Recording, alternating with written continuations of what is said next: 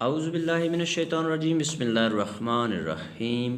السلام علیکم میرے معزز ناظرین، میں آپ کو اپنے یوٹیوب چینل اردو ادب اور ادب پر خوش آمدید کہتا ہوں۔ آج ہم اردو لیکچرر کے امتحان کی تیاری کے لیے آپ کے لیے ہمیشہ کی طرح ماڈل پیپر کے طور پر 10 سوالات لے کر آئے ہیں، جن کو دیکھنے اور سننے کے بعد آپ کو اردو لیکچرر کے امتحان کو پاس کرنے میں انشاء ضرور مدد ملے گی۔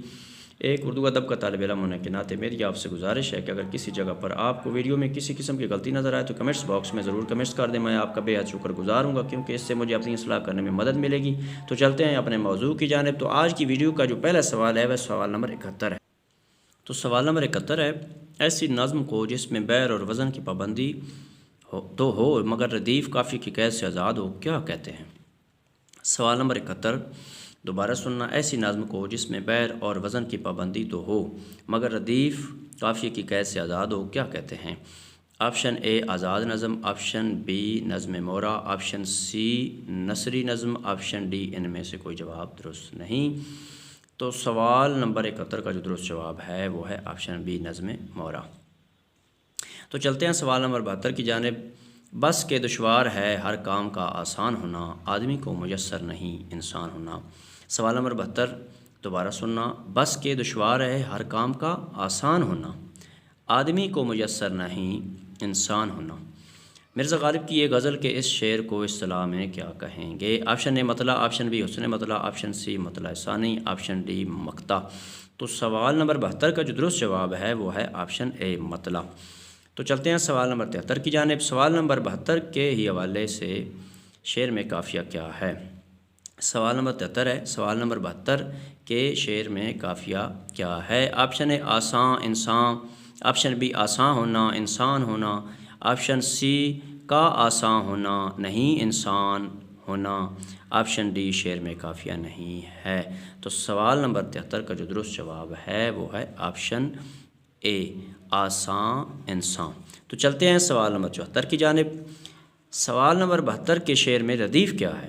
سوال نمبر 74 سوال نمبر 72 کے شعر میں ردیف کیا ہے؟ آپشن اے ہونا، آپشن بی آسان انسان، آپشن سی آسان ہونا انسان ہونا، آپشن ڈی شعر میں ردیف نہیں ہے۔ تو سوال نمبر 74 کا جو درست جواب ہے وہ ہے آپشن اے ہونا۔ تو چلتے ہیں سوال نمبر 75 کی جانب۔ کون سا جملہ درست ہے؟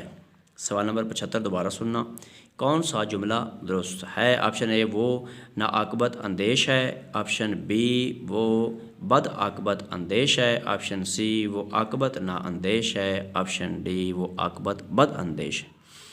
تو سوال نمبر 75 کا جو درست جواب ہے وہ ہے آپشن سی وہ عاقبت نا اندیش ہے۔ تو چلتے ہیں سوال نمبر 76 کی جانب۔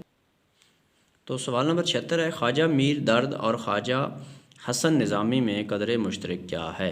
سوال نمبر 76 دوبارہ سننا، خواجہ میر درد اور خواجہ حسن نظامی میں قدر مشترک کیا ہے؟ آپشن اے نظام الدین اولیاء سے نسبت، آپشن بی دہلویت، آپشن سی خواجگی، آپشن ڈی تصوف۔ تو سوال نمبر 76 کا جو درست جواب ہے وہ ہے آپشن ڈی تصوف۔ تو چلتے ہیں سوال نمبر 77 کی جانب۔ اردو ظریفانہ شاعری میں سید محمد جعفری کا نام بہت نمایاں ہے، ان کے مجموعہ کلام کا کیا نام ہے؟